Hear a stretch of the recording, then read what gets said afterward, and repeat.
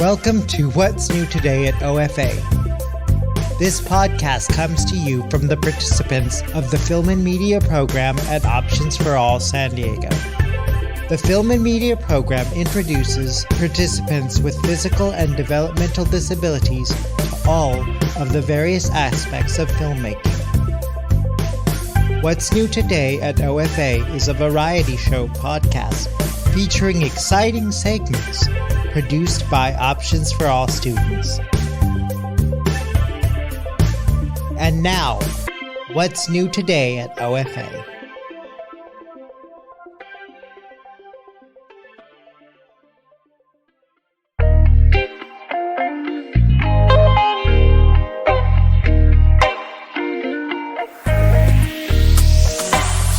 Welcome to Life Stories.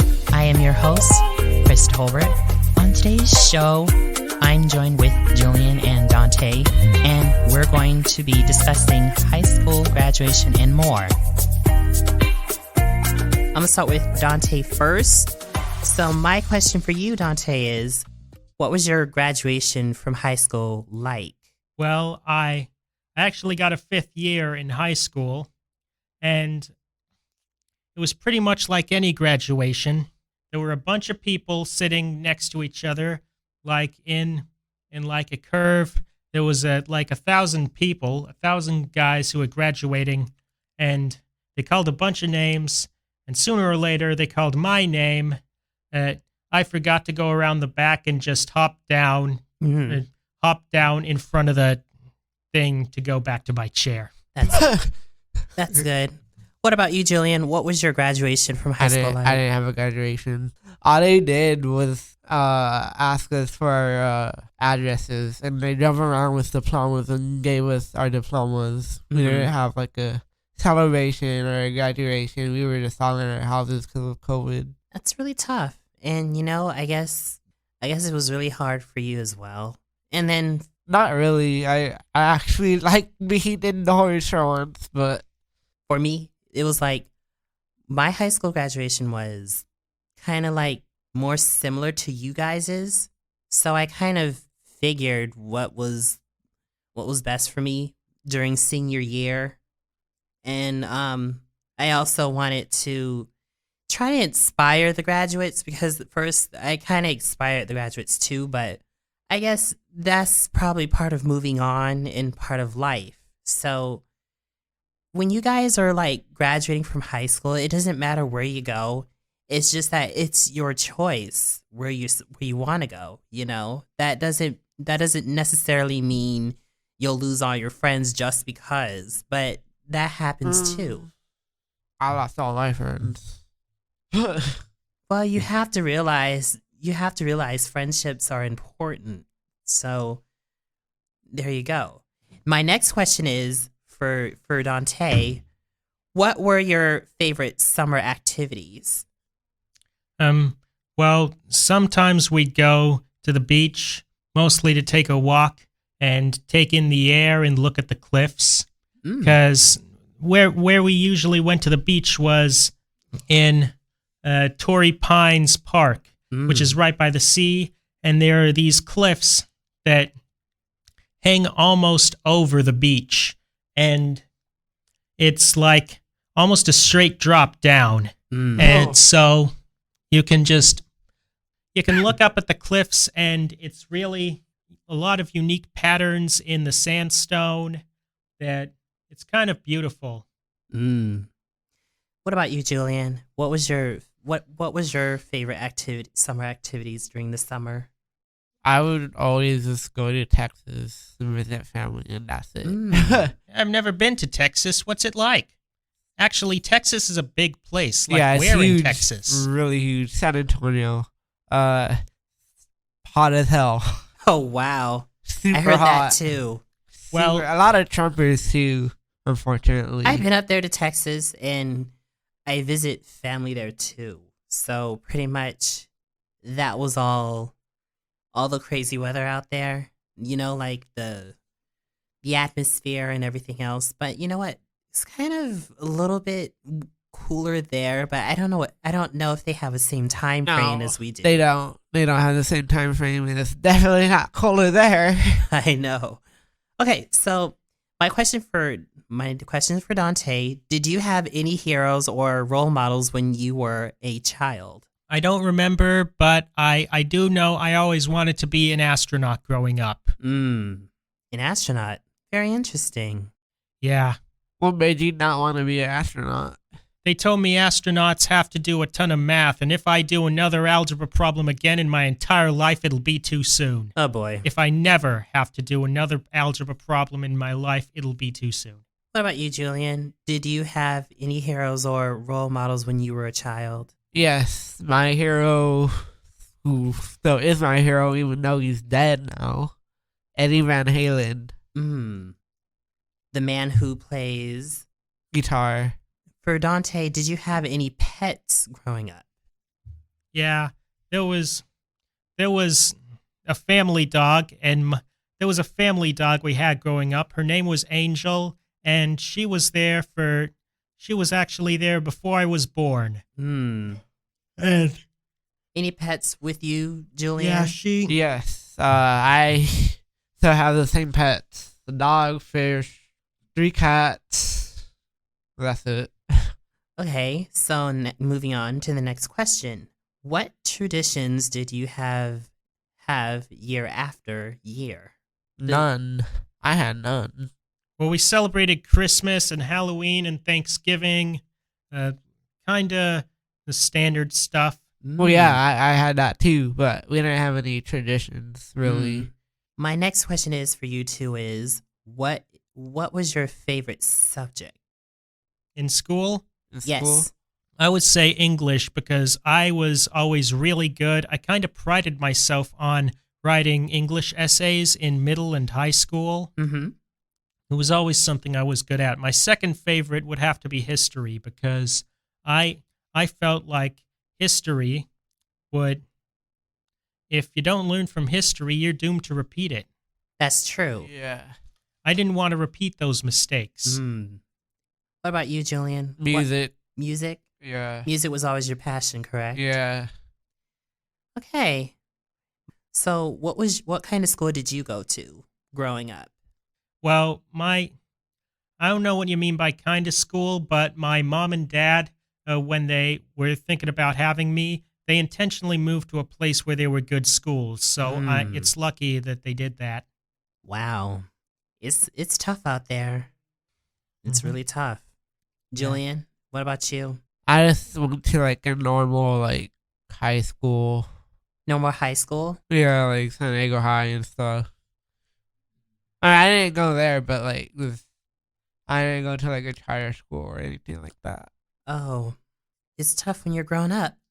I can't say, but it happens.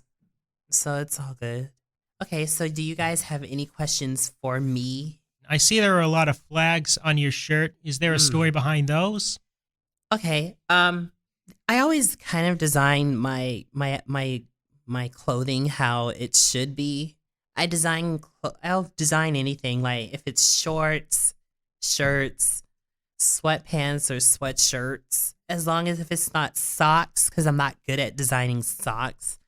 So I kind of figured out whenever I see flags or different kinds of countries, then that's where I head in. So, okay, everyone, that's our podcast. And I would like to thank Dante and Jillian for joining me. And I am your host, Chris Tolbert, and you've been listening to Life Stories.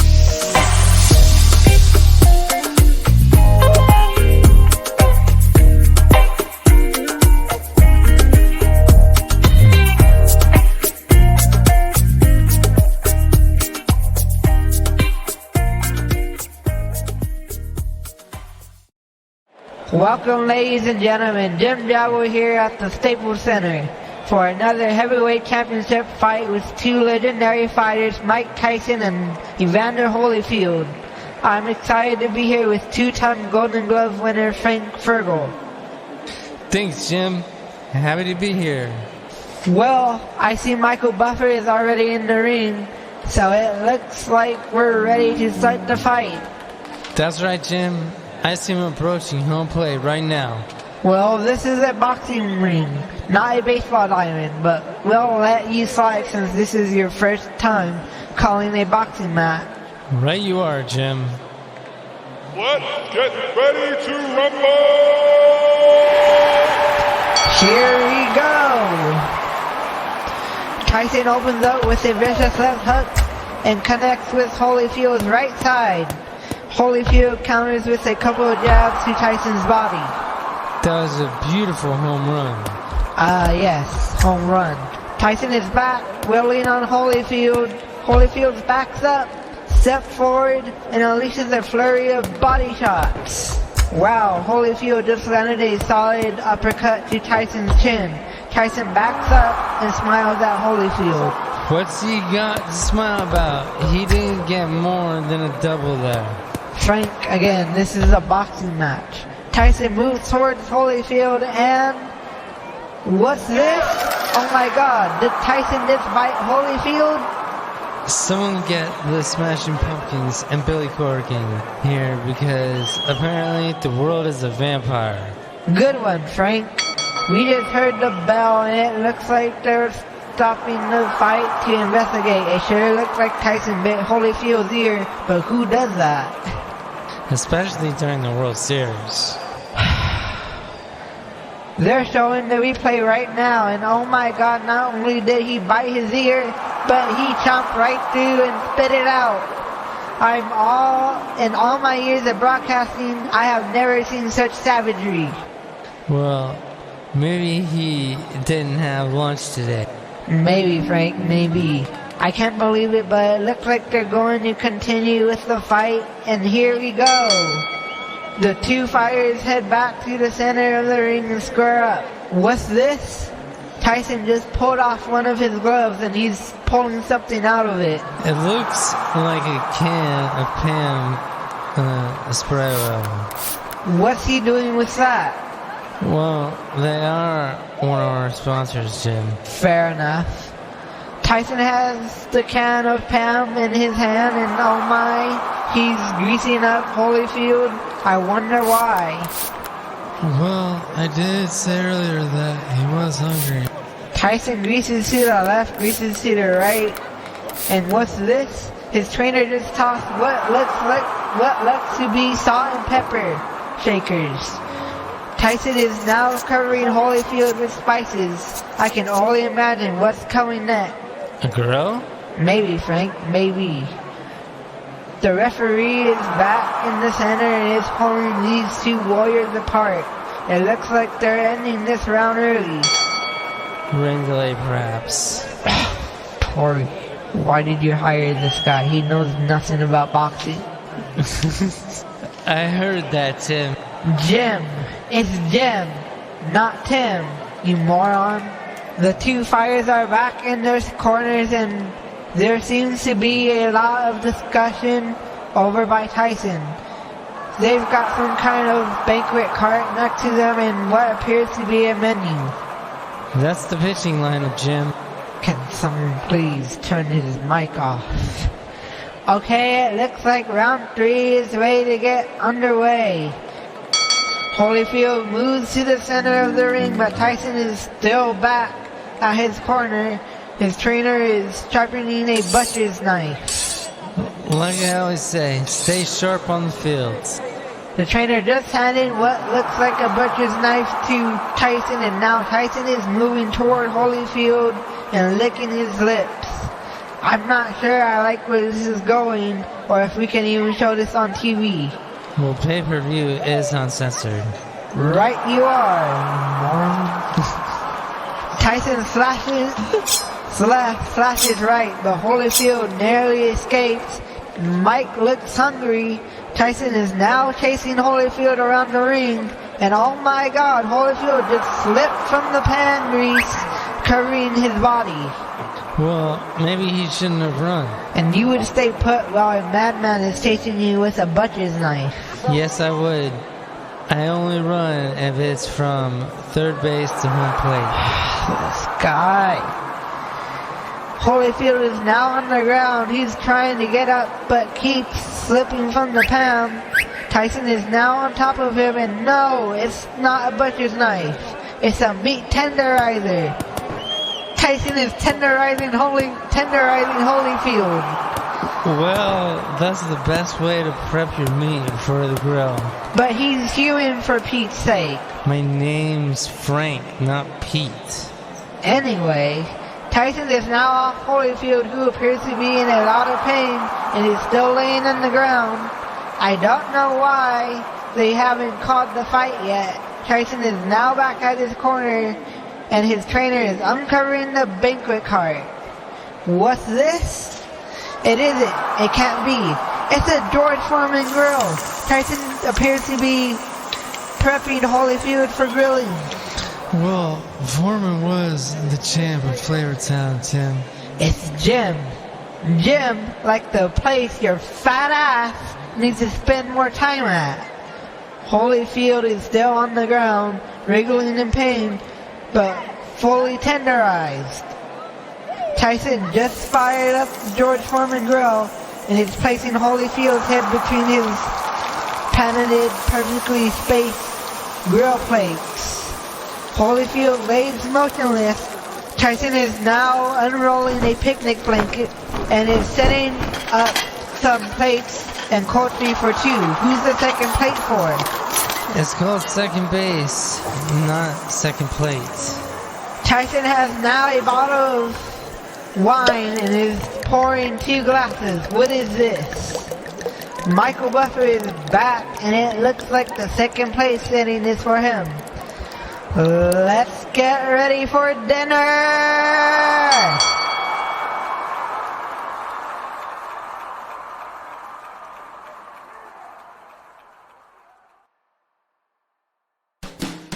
Hello and welcome. As April has finally ended and drawn to a close, and May has begun, let's go over some things that have happened. To start off, April 1st, April Fools. Anyone get rickrolled or pranked? Did he pull off any good pranks? Well now, from April 10th to the 15th, the fateful voyage of the RMS Titanic. The Ship of Dreams, as she was called. She was built in Belfast, in Northern Ireland, and set sail from Southampton to Cherbourg to pick up passengers. Then from there it headed towards Queenstown, before then heading towards New York City. And as we know, on the late night of the 14th, she struck an iceberg on her starboard side, and by the time the sun rose next day, the Titanic was gone. In just 2.5 hours, taking more than 1,500 people down to their watery graves, and the survivors were picked up by the Carpathia. Now we move on to May.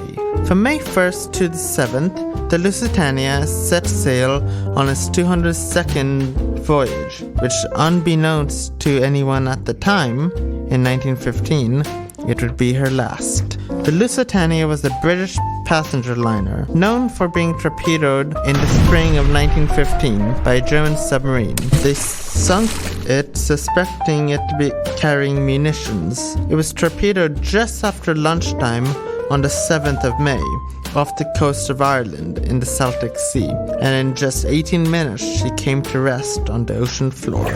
On this day, May 5th, 1945, 2 days after Adolf Hitler committed suicide in his bunker, a strange and remarkable battle occurred in the Alps of Austria, the strangest battle of the entire war. Germans and Americans teamed up and fought the Nazi SS soldiers who were trying to attack Castle Litter to execute the POWs, prisoners of war, while the Americans and Germans were defending it. Well, for May 8th, VE Day, Victory in Europe Day, this was the day the Allies finally accepted Germany's surrender. The war was over, and there were celebrations throughout Europe and America as the Third Reich had finally fallen. But not without a cost. This war had ravaged Europe from 1933 to 1945 and had caused the death of millions of soldiers and civilians. The Holocaust alone took the lives of 6 million Jews. But luckily, through all the bloodshed bloodshed, death, and violence, the war finally ended, and the Nazis were tried for what they did in the same place it began, in Nuremberg. And now, May 18th, 1980, Mount St. Helens erupted on that day, spewing a gargantuan cloud of ash down the north side of the mountain after a bulge had formed a few days prior. But on the 18th, the bulge had finally collapsed, causing this colossal mass of ash to come hurling down the mountainside, causing hundreds of thousands of dollars in damage, as well as the deaths of 57 people. It began at 8:32 a.m. and lasted for 15 minutes. However, there were subsequent smaller eruptions that lasted for several hours, but ash kept falling for many days after that initial eruption. Landslides and lahars, which are volcanic mud flows and debris flows, also lasted for months. So now we come to the end of notable anniversaries and historic dates. I feel there are a few honorable mentions. First on the list we have May 4th, also known as National Star Wars Day, because 4th sounds like force and well, may the force be with you. You know the saying, yeah, you get it. It began all the way back in 1977 when Star Wars first came out. Next up, Cinco de Mayo, which celebrates the Mexican victory over France during the Battle of Puebla in 1862. Then I guess I should tell you that it's my birthday this month, May 10th. In fact, I was actually born on Mother's Day, or at least that's what I've been told. Now, speaking of Mother's Day, that's what's next on the list. We have Mother's Day, celebrated every year on the second Sunday of the month. It's a day to show our appreciation for mothers and maternal figures and what they have done for us. And finally, we have Memorial Day. On this day, celebrated on the 29th of May each year, it's a day to remember the soldiers who died through the years. It was originally called Decoration Day and first celebrated after the American Civil War because people would put flags and flowers on the graves of those who died. But it was only after World War II that it was officially called Memorial Day. And finally, we have reached the end of everything for the historic dates of May, anniversaries and holidays, as well as the story behind them. Well, the more you know. We will be back next time as we cover more of these dates. Toodaloo. See you soon. You sure this is the right spot? Yeah, it's right here. I swear to God, if we go all this way and there's nothing but a brick wall waiting for us. Chill, dude. It's right here.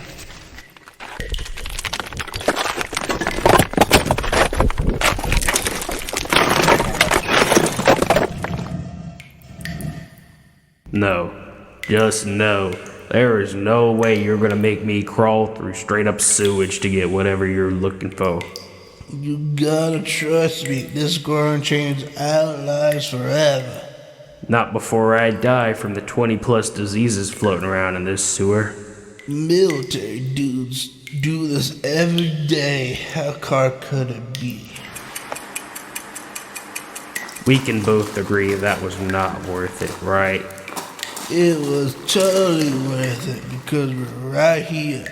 We travel across the sea to the green valley of cacti, traveled over a gigantic volcano to the toxic sewers, and now we're right here on the X. That's it. This is what we traveled across the whole country to get. You don't understand. It's what's inside the box that's worth it. Well, then open it. And I was getting to that. God, you're impatient.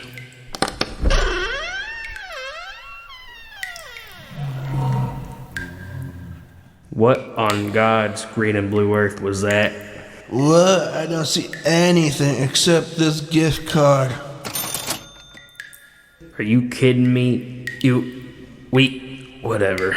I just want to leave, so let's go.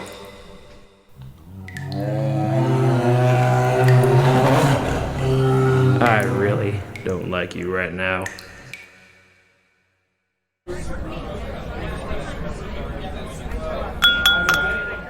You're listening to The Conversation. I'm your host, Axel. Our guest today is Lila Burzins. Lila is a voice actor who is known for Xiao from Genshin Impact, Mrs. Croker from Amphibia, Dash Granny, and the Dagger from Mob Psycho 100, and Demeter and Persona from Hades. We're really excited to have Lila on the show. Welcome, Lila. What was your first gig that you did as a voice actor? Oh my gosh.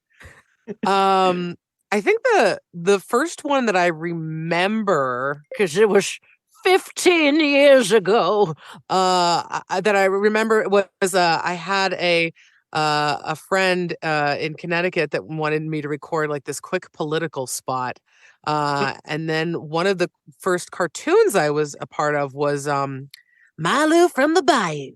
I was a cricket that talked about deforestation and the environment, and it was just a really cute little cartoon on YouTube, and basically I turned turned the students into animals so they could learn more about the rainforest and deforestation, and I rapped, and it was a lot of fun.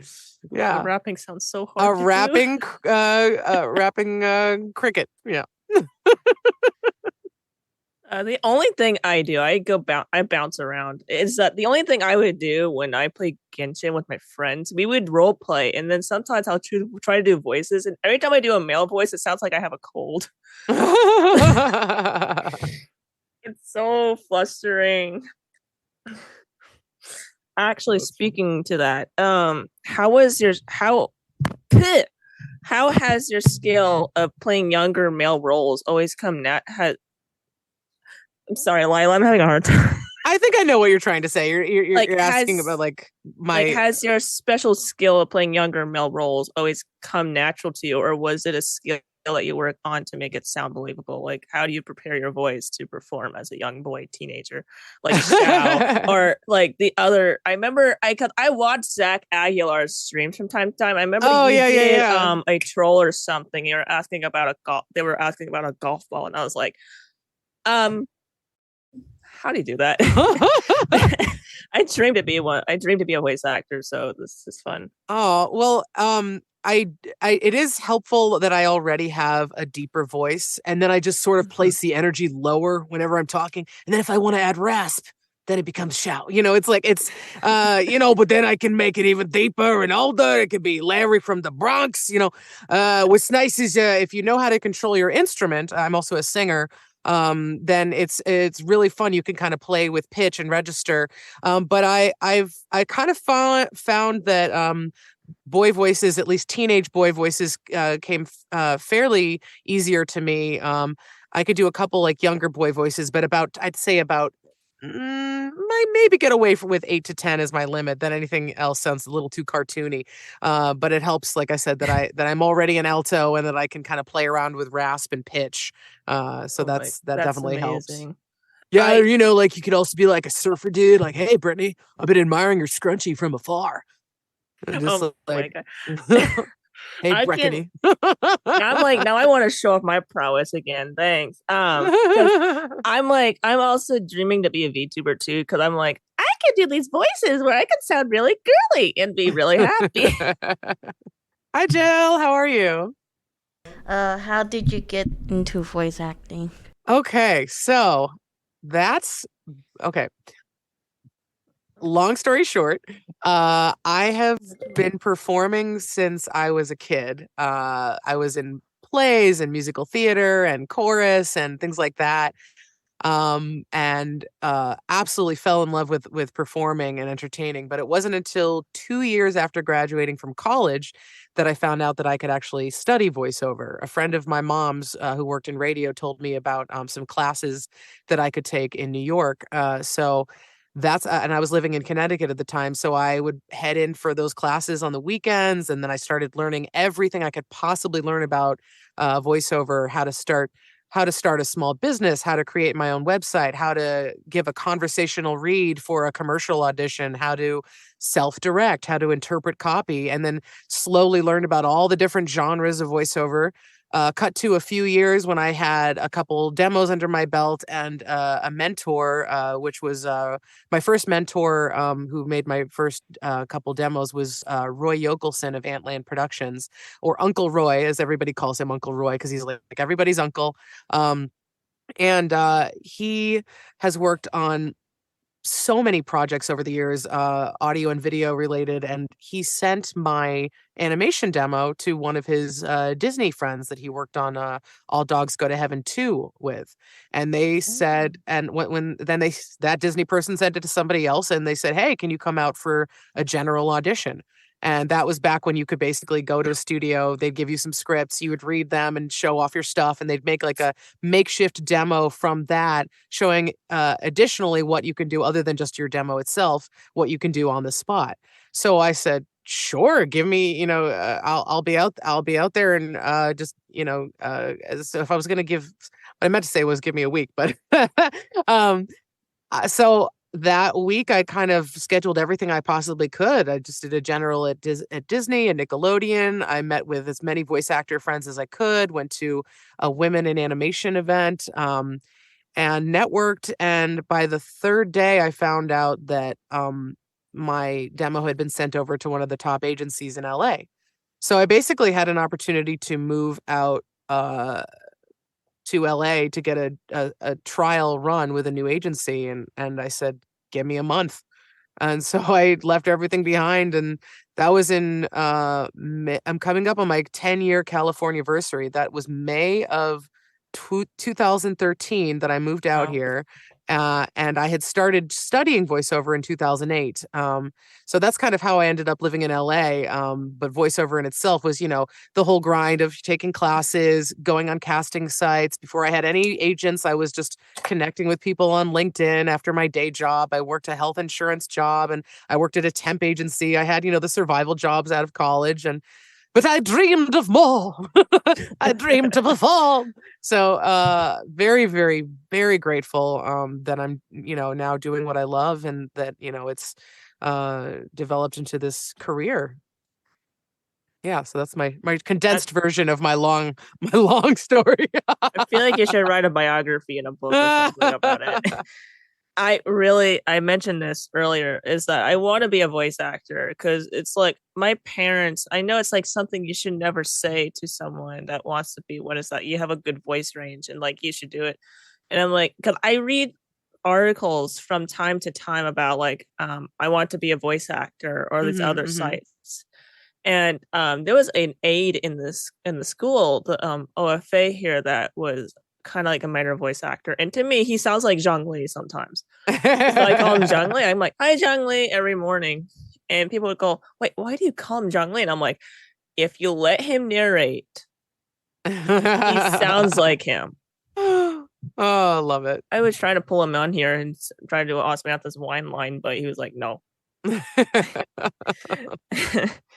Actually, how would Xiao react to ice cream? Not snow. We're asking about ice cream, like the frozen dairy treat that everyone loves sometimes. I did try ice cream on a TikTok once, and it was most delicious. I believe it was strawberry or mint chocolate chip. Oh my god. Talenti. Oh, it might have been gelato. Oh, once that's the ice lovely. is creamy enough, we can eat it. So I love ice cream, although it does occasionally give me a deptal gas, as does tofu. That is my curse. The things I enjoy the most give me the most bloat. Oh no, I'm laughing too hard. I'm just. I think Xiao would have too much fun with all the topping choices. Like, he would not be able to decide which toppings to choose, so he would just choose all of them and then get a really bad stomach ache. I want everything. I want brownies and sprinkles and. I think he would have a hard time in Cold Stone, I think. Oh yeah. I don't go in there for myself, for my own good. My mom bribed me with Cold Stone, and she still always going to take me to a trip. Ooh. I am going to talk about ice cream now. My childhood thing was getting Rocky Road and mint chip, gummy bears, M&Ms, Kit Kats, and I don't think they do them anymore.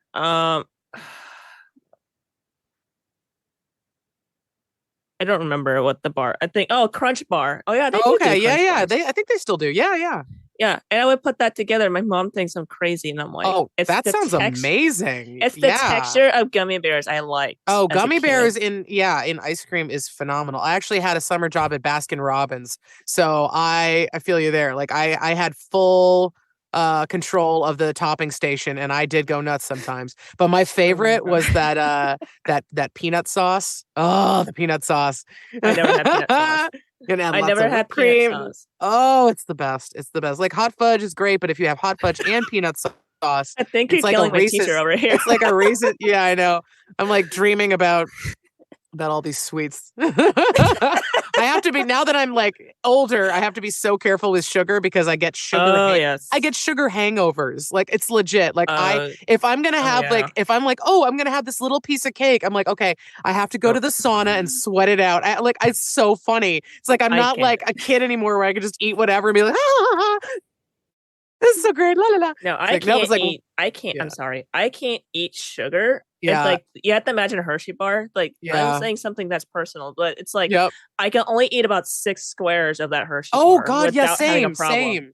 same. I have to really like portion my sugars, like figure out, and if I'm going to do it, I have to combine it with protein. Yeah. Or gotta balance it out. I drink vinegar water to help measure it out, so my metabolism can be on the Oh highest wow, nice. I do lemon water in the morning. peak. Good for to the know. vocals. I know. That's right. Very good for the vocals. I'm also in a good mood. Gonna put Leah OST in the background to help keep the mood up. All right. Keep the theme up. So how did it come about when you got the role to voice Xiao in Genshin? How did you get the audition, and what was the audition process time? So the fun thing about that was I had already worked on a few projects with the director, Chris Faella, and he invited me in for this audition for Genshin, and I had no idea how big it was going to become or anything like that. He was like, hey, so we've got this like angsty teen boy. He's really like thousands of years old. I was thinking of you for the part. I feel like you're the right tone and register for it, and you could bring like a lot of emo to him and a little bit of eye roll. So he played me the original reference, which I believe was the Chinese reference, and then I did a read for him, which was a little bit more aggressive than it is now. But we kind of toned it back. But basically, I read a few lines.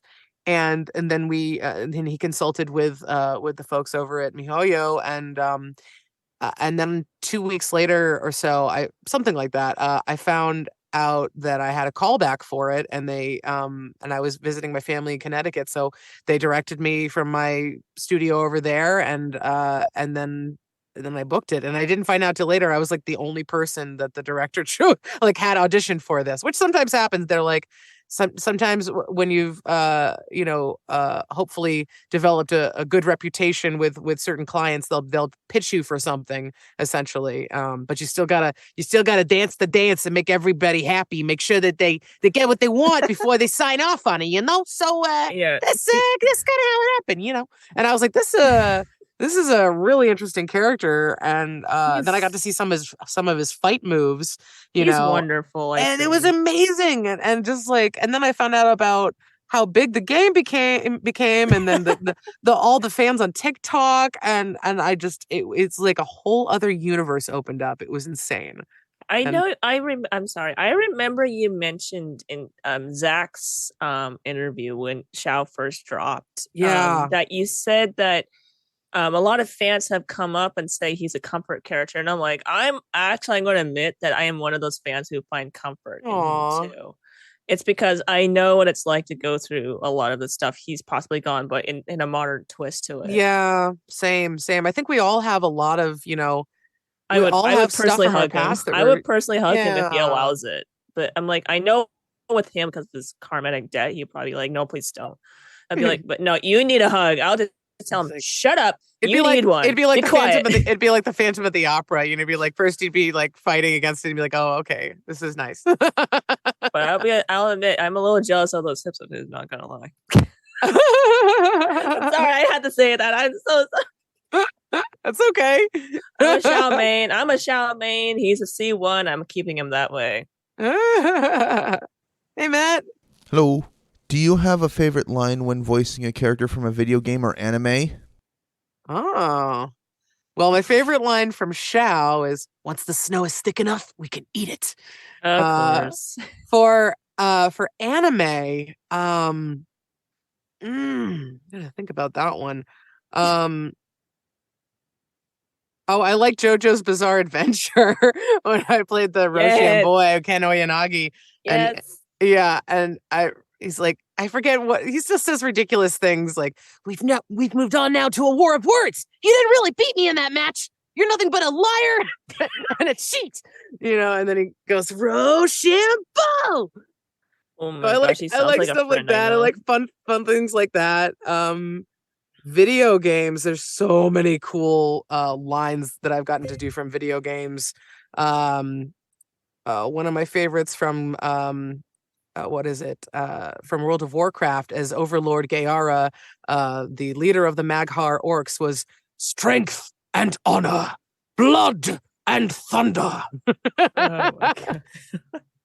And of course, everything that Demeter and Persephone say from Hades. My friend is a huge fan of the Hades game, and I'm like, every time they'll drop lore, I'm like, I know about Greek and Roman mythology. Please stop telling me the story about Hades. Thank you. I I know remember what one other happens. one from an anime in Kakaguri when I was playing Rei Batsubami and still pretending to be a boy.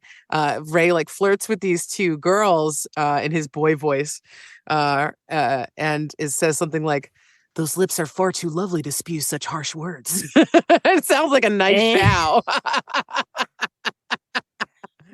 And then they blush, and then they were like, what's going on? So, Oh yeah. my God, I'm having so much fun right now. Me too. I'm very shy. I'm an introvert. Showie's world. Showie likes his tofu. No karmic debt. Oh no, speaking of Shao, I think he'd be disappointed in me because I think this is a very common thing that some people would do. Like when they think about almond tofu, they think, oh, you put real tofu in it, right? That's what I did. Oh, I don't know. I haven't made it myself, but you're supposed to like mix. It's like a mix, right? It's a like, silk tofu, meaning it's like a tofu meant for pudding and desserts. And then I put in real tofu. Oh, but I'm no. like, altogether, I'll be honest, it's actually pretty good that way. I feel healthier without feeling guilt. Yeah. No, I know it's. I haven't actually tried the legit almond tofu before. It looks super, super sweet though. Just note to yourself, just never go to Lunar New Year's in LA on the hotel that's next to a parking lot where they'll set fireworks to 4 a.m. And they say, no. oh yeah, we'll end it at 12 a.m. No, they continued like 4 hours more. And I was like, oh no. I feel bad for those who are locals in the harbor. And sorry, that was a mean joke. Actually, because I heard the kazoo earlier. So, what is the story behind the kazoo and bringing it with you? It all started. So one day when I had to replace my recording interface, and I went to Guitar Center to get it replaced, and I noticed that they had kazoos and little shaky eggs, the little in the checkout area. So I was like, oh, I'll get this. And then I started using it to entertain my clients, like when we had a little break, just to make them laugh, or at the end of a session. And it became like this thing. And then when Zach interviewed me on his YouTube channel, I just happened to have the kazoo, and we started messing around with jokes, and then it sort of I started singing the Shao's lines with the kazoo, and then it sort of just became this thing that took off, and I started incorporating it into everything because people seem to really like the kazoo to the point now where people will visit when they visit my table at cons will bring me bedazzled kazoos, or I got a big kazoo for my birthday, or people will have me sign kazoos. And in Ireland recently, I was given a tin whistle. Oh, those are fun. I actually own one. Oh, I have to get good at playing it because I'm really bad right now. I would sound like a practice cat in my backyard, and every time I try to practice, my neighbor is a jerk, and they like to honk their car when I'm trying to play hot cross buns. And I'm like, that's the classic. That's what you got to start with. Say, hey, I'm playing here.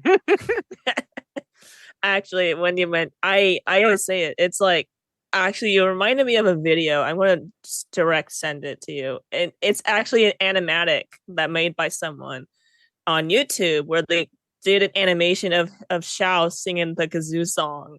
I think I saw it. Yeah, I think I've seen. I knew you might have because nothing escapes the ears or eyes of like Genshin VAs.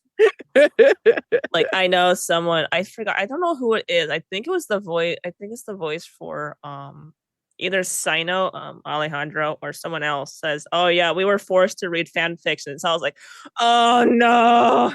Yes, this clip that you're sending me. This was they reached out to me to let me know, and I was so excited to find out that our joke, basically the jokes were animated. That was so much fun. That's beautiful. I was like, I try listening to it, but sometimes I'm like, my friends send it so many times. I'm like, I love the song, but only I can hear it so many times. But I'm like, and then my sister's like, "Can you have it as my ringtone when I call you?" And I was like, "Oh no." I have to do that apparently. Okay, we got Miss Jill up here. If you could voice any character in a game or anime, what would it be? I have always dreamed of being a Disney villain. Always wanted to be. See it. I would love. I mean, if Ursula had a replacement role, like if they did a sequel, or I know they've done multiple sequels, but if they needed a new Ursula, or if they needed a new kind of Maleficent type character, or any kind of evil Disney queen, or anything, I would be all over that. Like peanut butter on toast. Like you have no idea. Oh. That's one of my favorites. Yeah. I'll be honest with you. I can see you fitting in fine. I'm going to drop this again. I was talking to my teacher about it because I'm a nut for it now. It's Final Fantasy, like the games for Final Fantasy. I can see you voicing a villain or a character that has some snark. There's a character, like I know there's two popular characters that are twins, like twin Elizons named Alphinaud and Alice Levenure. And they're sassy, little things. And I love them, but I'm not that far in the game. I can see you playing a villain or something like that. Like, I don't know if you're interested in Final Fantasy. I actually did play some characters in Final Fantasy Explorers, but I'd have to look it up. I have to look it up to figure out because it was so long ago. I don't remember off the top of my head. Like, I literally would have to Google it. I don't know if you know, but Anime Expo announced that this year they're going to have the main artist for Final Fantasy series being there as a guest, and I'm like, oh no, I'm going ham. Let's go. I'm like, sign whatever I have. I'm going to waste $200 on art books. I don't care. My dad loves the game too, so. Aw. Yeah, it's like the only. Oh, it's so good. It's the best. Wait. Oh, I think my teacher's waiting for me to answer, and I'll ask you another question. That's really dumb. My sister wanted to ask it, but she asked me to ask you instead. Asked me to ask it instead. She says, "Once the snow is thick enough, would you eat it?" I will eat it, but only with blue. But only with blue raspberry sauce on top. Have you ever had tiger's blood or dragon's blood? I have not. Guys? Oh no, I got. No. Do tell. I think you would think it's real blood. I'm like, no, it's just cherry and pineapple and other things. That's it. Yeah. Sounds good. It's hazardous. It's hazardous. Okay, we need Matt. How did you get character before doing a recording session? Like a vocal warm-up, or have a friend with you like a plush? Oh, very good question. So when we're having a session, the director will have the audio file that we did in the audition. So that will basically be the vocal reference. But before a session, and usually after a session, depending on how vocally stressful it is, I'll be doing warm-ups like on the way over there. If I'm recording from home or if I'm in the car, either way, I'll be doing warm-ups and cool downs, singing scales and going and all the different things. And I also do straw phonations. If you don't know what that is, the simplest, I mean, they actually make specific straws for this, but I can just take a coffee stir straw and kind of put it in my mouth and go, woo, and puff my cheeks I out. do And that what with that straws. and what that does is it creates reverse pressure on the larynx and relaxes your vocal cords. So I do all sorts of things, warm ups and cool downs, especially if I'm doing creature sessions, zombies, anything really stressful. That way, it's intense. So I got to make sure that I keep the pipes comfortable, and then they'll play a reference, and then you'll do a couple lines, like they'll play it, you'll repeat it, they'll play it, you repeat it, and then once we feel like it's locked in, then we just keep going. And then if for some reason it's a more difficult character, they have a specific accent that I haven't done in a while, and I trail out of it from Scandinavian to Scottish or something like that happens, we'll play the reference again and we'll get back on track. Yeah, that brings me back. Is like sometimes, like when I'm frustrated in the game, I will like go like, "You're making me nuts." Like I do these guttural things, and my sister's like, "I love when you bring your inner demon out," and I'm like, "Huh?" And you're like, what? That's just me on a Tuesday. Well, that's me with my Chromebook. Those silly, lousy Samsung Chromebooks. Those things that are only meant for work. Yeah. I think It's my like, mom has sorry, one I of don't those, like and this it's internet. I'm constantly crapping out on her. She's like, why won't this work? And I just lost the internet again. Honey, can you help me? I was like, I know it's my mom. Just please, I don't know what else to do. My dad in a just nutshell. My dad in a nutshell with the yeah, parents will Nintendo just ask Switch. questions then like on the technology front, and you're just like, you can also Google this, right? And it's like, oh, but then I can't feel bad because my dad was my Google growing up. I was like, Dad, what does this word mean? Dad, what is this? And I have a mug that says I have a mug that says I don't need Google. I have my dad. Right? Oh, it's so great. Yeah. My dad drinks it from almost every other day in a I week. love that so much. I love that so much. You can look it up. I think they still have them around on the internet somewhere. But I want a Moogle mug. That's instead of like Google, it says Moogle and it's in the color font.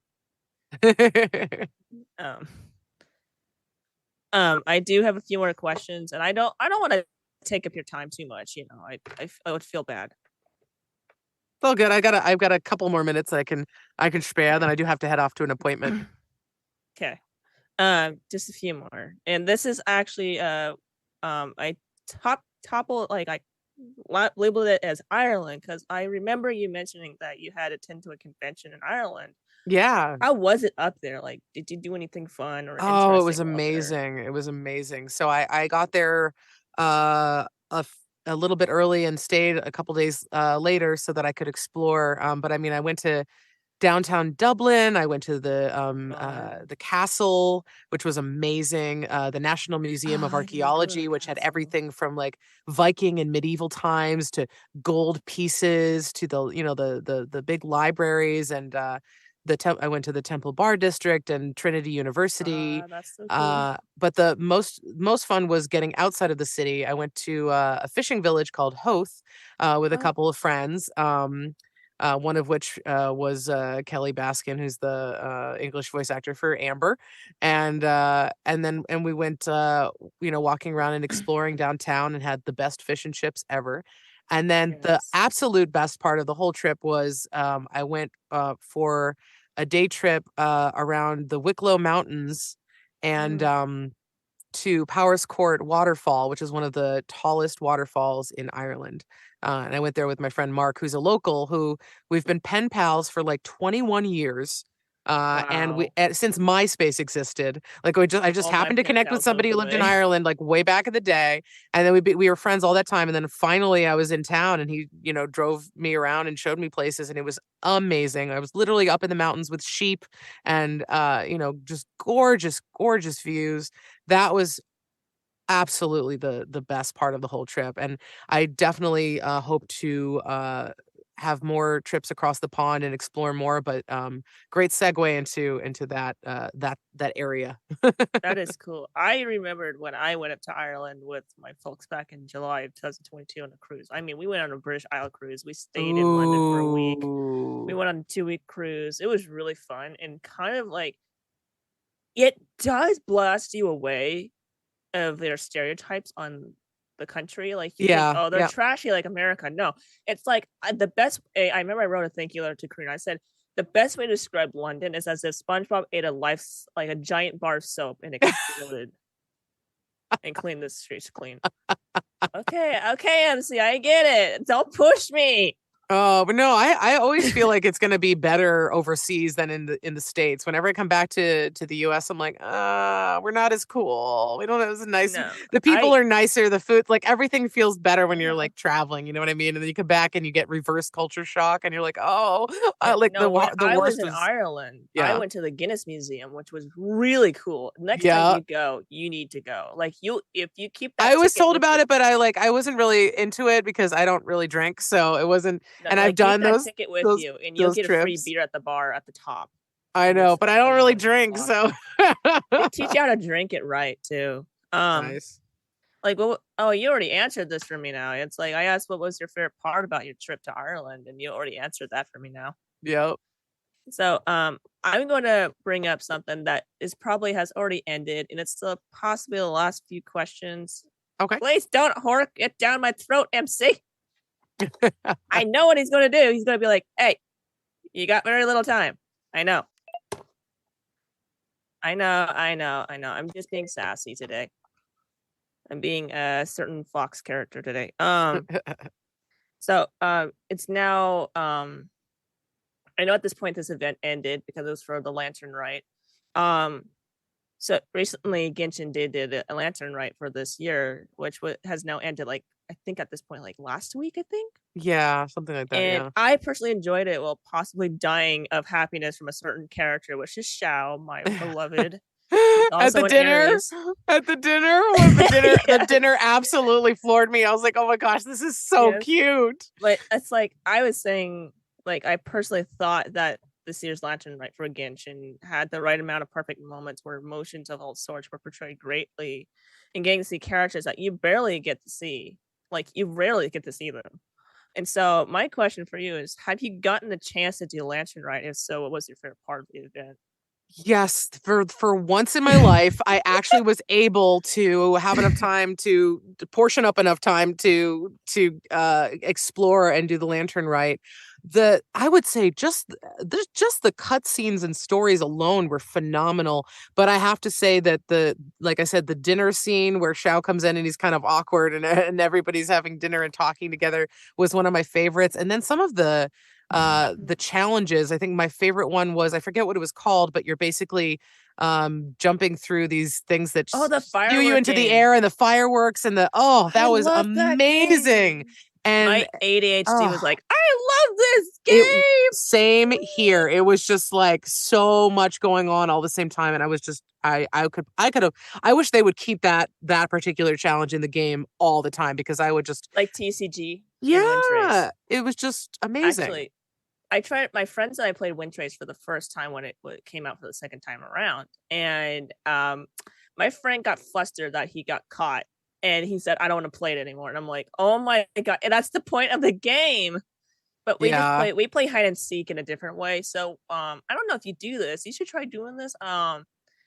Instead of Wind Trace, you have a time limit of 15 minutes, and you have your friends. Oh, I'm so sorry. Have 15 minutes, and you select a certain town in Genshin with your friends, and you have to do your best to hide in the best way to go. Oh, super yeah. fun. I troll my friends all the time. I bet. I have 2 more questions, and I'll let you free. Okay, no worries. I promise. So actually for me, it's like seeing Xiao as a special guest has caught me off guard a little, because I wasn't expecting him to be there. But I'm kind of glad to see him, knowing how he would have behaved in a scenario like the dinner scene for a Lantern Rite event. Yeah. Like what part in the scenario was what part in that scenario was pretty hard to portray, like for doing Xiao in that event specifically? I don't feel like it. I feel like the script for that scene was pretty pretty true to Xiao's character. So I wouldn't say that there was anything that felt hard to portray. I just actually found it endearing that he was having trouble with the amount of people at the table, and it was kind of like he had a bit of social anxiety that was coming out. He's like, That's I me. didn't expect there to be so many people, and I was like, oh my god, he's so cute. And then the whole scene with Venti, and everybody's like, oh, they're buddies. They're besties. The drowning scene's like, help, someone's drowning. Yes, I saw her message. That one's cute. I actually have that as my image. Oh, I that's took great. a screenshot of him being concerned. I have that as my Discord. Aww. So I was like, what was your favorite scene for the event besides the dinner one? I think just the when they showed everything from the lantern light, right, when the concert with the Shenyang and Hu Tao, and just all of those beautiful scenes with the music and the cutaways, and that was absolutely phenomenal. Like I said, I got to do as much as I could of Lantern Rite after getting back from traveling and in between work. So I was at least grateful that I was able to do that. I was able to see that and see the dinner scene, do some of the story, and do the challenge with the fireworks and the paper lantern, the paper figures, the theater paper play. Yeah. That was really cool. It's also very frustrating. This is a request from some of my friends. Yes.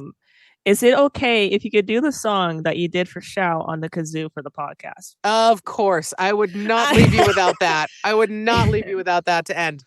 All right. I'm probably ready. Gonna be like, I'm fine. I'll probably hug my dragon Here in we the go. corner and be like, Me.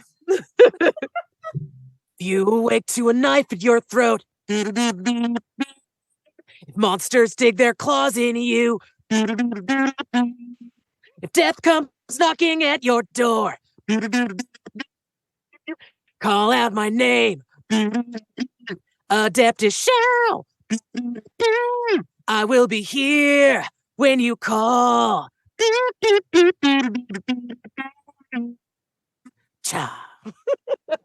I'm so red right now. I was like, no, I wanted to show you my setup and everything. And I was like, You can send me a picture. I will watch it with glee. And I'm like, I'll just email you my setup. Is that Yes, okay? I would love to see it. Oh my god, that. people are like, how much money did you spend on this setup? And I'm like, I will email it definitely. That would be amazing. Thank you both so much for having me. Well, everybody. Oh, yeah. Everybody that I can see on camera and hear. Thank you so much. This was such a blast. Until next time. Bye. Take care. Thank you, Lila, for joining us. To learn more about Lila and their work, visit lilaburgess.com. I'm Axel, and you've been listening to The Conversation.